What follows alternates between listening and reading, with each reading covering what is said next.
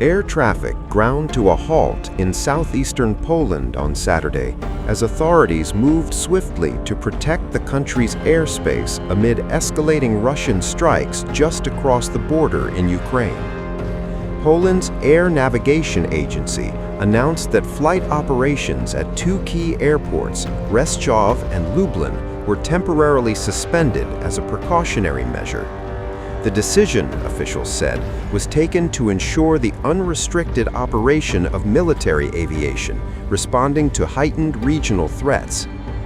In connection with the need to ensure the free operation of military aviation, the Polish Air Navigation Services Agency said in a statement, "Both cities sit close to Poland's eastern frontier with Ukraine, placing them on the front line of NATO's eastern flank. Rzeszow, in particular, carries major strategic weight, serving as the alliance's primary logistics hub for military aid flowing into Ukraine since Russia's invasion began." Poland's operational command confirmed that military aircraft had begun operating in Polish airspace as Russian attacks intensified inside Ukraine. The measures, the armed forces said, were purely defensive. These actions are preventative in nature and are aimed at securing and protecting the airspace, especially in areas adjacent to threatened regions, the command said. Flight tracking service Flight Radar 24 reported that the airspace activity involved NATO aircraft operating in the region, underscoring the seriousness of the security posture. The U.S. Federal Aviation Administration also issued a notice to airmen, declaring both airports inaccessible due to military activity linked to safeguarding Polish state security. While no direct threat to Polish territory was reported, the closures sent a clear signal of heightened alert as the conflict next door continues to spill toward NATO borders.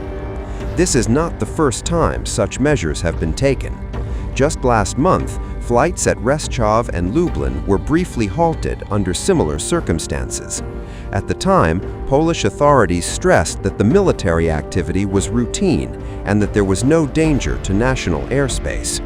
Still, Saturday's suspension highlights how quickly the war in Ukraine can ripple beyond its borders and how closely NATO is watching the skies.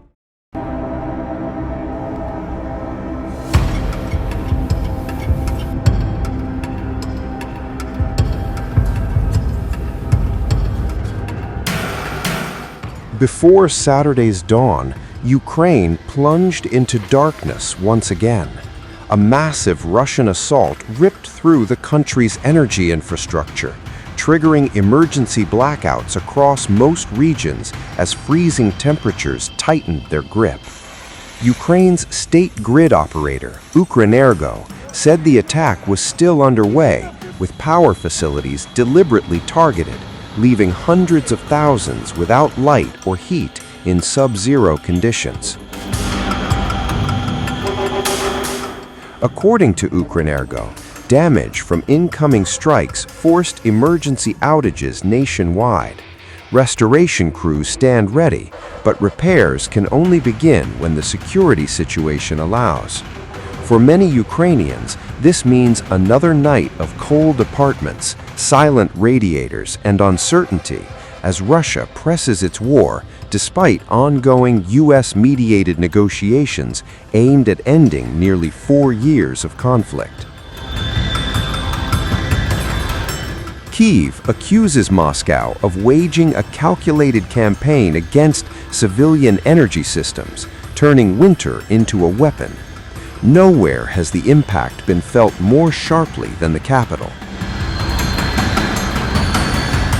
President Volodymyr Zelensky said more than 1,110 apartment blocks in Kyiv remain without heating following recent air attacks, with nighttime temperatures expected to fall to -8 degrees Celsius.